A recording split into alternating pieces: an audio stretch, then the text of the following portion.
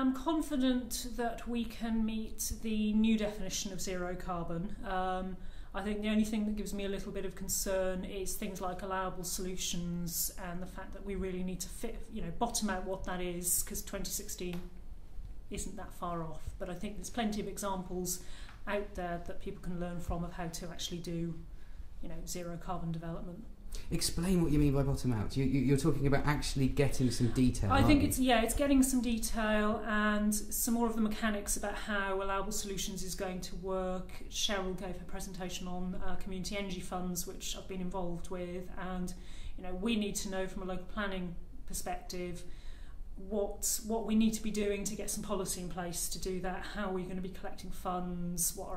How do we assess different types of energy infrastructure?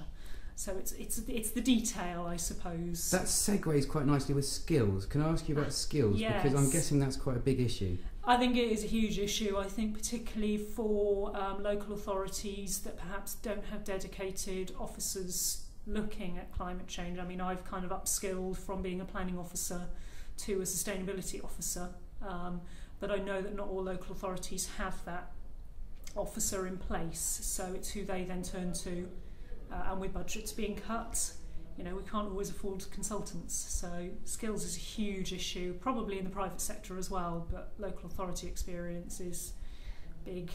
So your skills and the process that you've gone through would therefore be valuable to other people. How do you fit into the context wider? Are you able to share your skills and knowledge with other people? Yeah, I mean, I try. I mean, I haven't done any training in-house recently, but I've certainly gone out to planning students at my old university where I did my planning masters, and I've spoken to them about the skills you need for climate change in planning. And I think certainly if I can do it, anybody can. I mean, I've not got any specialist training in terms of mechanical engineering or sustainable architecture. It's just what I've learnt on the job and taken an interest in specialising. So I think, there's definitely benefits to speaking to other officers like me and sharing our skills with other people.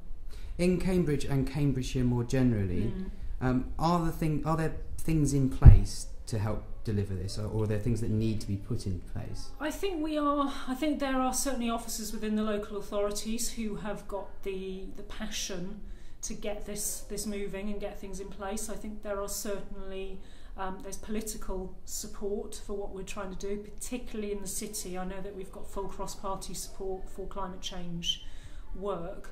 I think it's maybe since Horizons have gone, it's how we continue to work together, because I think Horizons played a really good role in bringing everyone together, and that's gone a little bit now, and I think it's how we get perhaps a cross-district and county working group together that can bring everything together, learn from what everyone's doing, and get something across the districts. We got some stuff in the room about collaboration, feeling from the private sector in particular that government, I think, needs to collaborate more. What's your response from a local government perspective?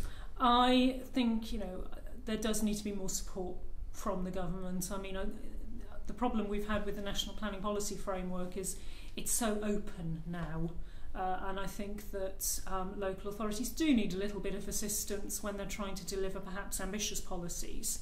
They need some assistance and some reassurance that what they're doing kind of broadly fits in with the national framework. And I do actually think that we could all, across all sectors in the built environment, we could all collaborate a lot better. I think we do try to do it within the City Council, and we do a lot of pre-application work with developers and work with them quite hard in getting developments to a stage where we as officers are happy with them. But I think there's always room for more collaboration. And what do you think, as from a planning officer perspective, that you could do more, or planning officers could do more generally? I think it's just engaging early, not perhaps only with the developers, but with the communities, with the localism agenda. We're trying to do that with our local plan at the moment as we're reviewing that. We're at issues and options consultation, and we're trying to engage as widely as possible with the local community. We're getting some positive feedback, but we need to be a lot more skilled in how we communicate with people and communicate at a level that they're comfortable with, because planning can be quite jargony and technical.